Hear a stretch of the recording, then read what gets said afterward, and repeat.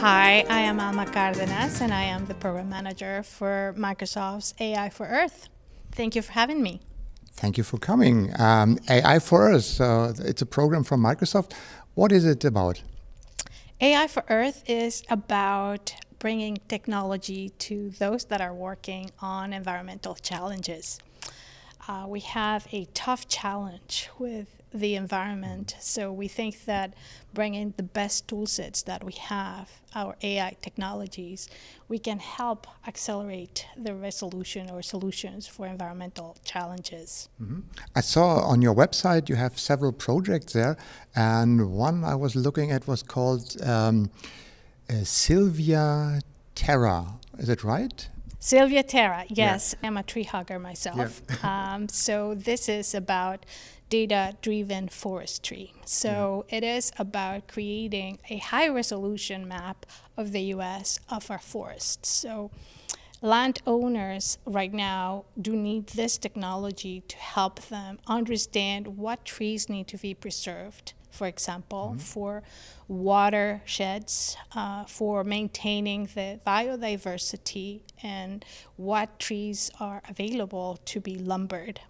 What is the value of the lumbered trees? So they are using satellite imagery to create this high-resolution map, and they are aggregating the data of surveys and working with the U.S. Forestry as well. So aggregating all this data, you end up with applying artificial intelligence, a solution that can help you identify the species of trees, for example, the densities of trees, an actual map at 1 meter resolution where you can understand where your borders are, and you can actually make an informed decision of the trees you need to preserve and the trees that you can lumber. And so the basic data about it you get from satellite imagery. Satellite imagery. And there are still supplements with actual surveys. They measure the canopy of the trees, and they are working with the U.S. Forestry Service, which also has data available about the forest. So all this data is aggregated and used in combination to create this high-resolution map. Okay. So, and Microsoft is providing the Azure Cognitive Services for that, and the company who... They provide the know-how. They have a lot of experience in forestry already.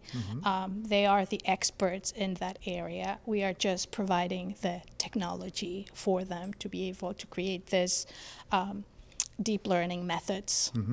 And I think last year we saw these disastrous firestorms in California.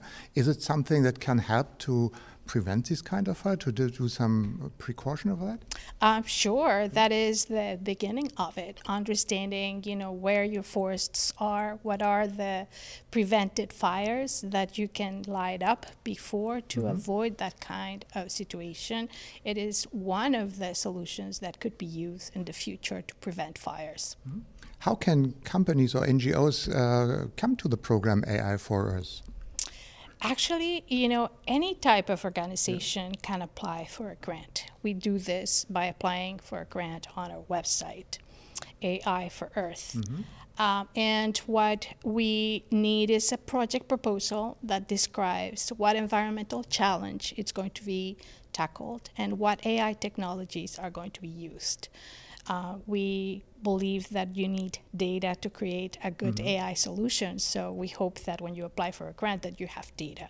So we can provide you with the technologies for using that data and using AI. AI is a great hope to get more insights in the environmental challenges we have. Or with the cognitive service, you collect in massive amounts of data, so real facts.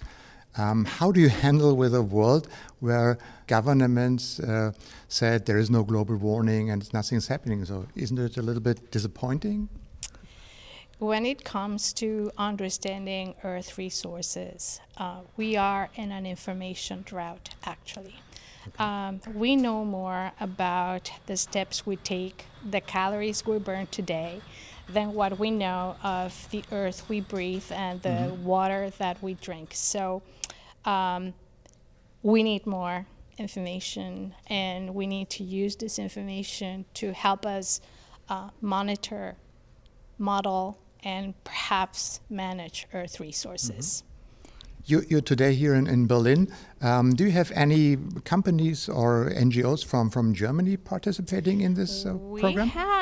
We have 5 German grantees, and actually 2 of them are here today. Aaron Gilby, who has worked on detecting algae from satellite image in the oceans.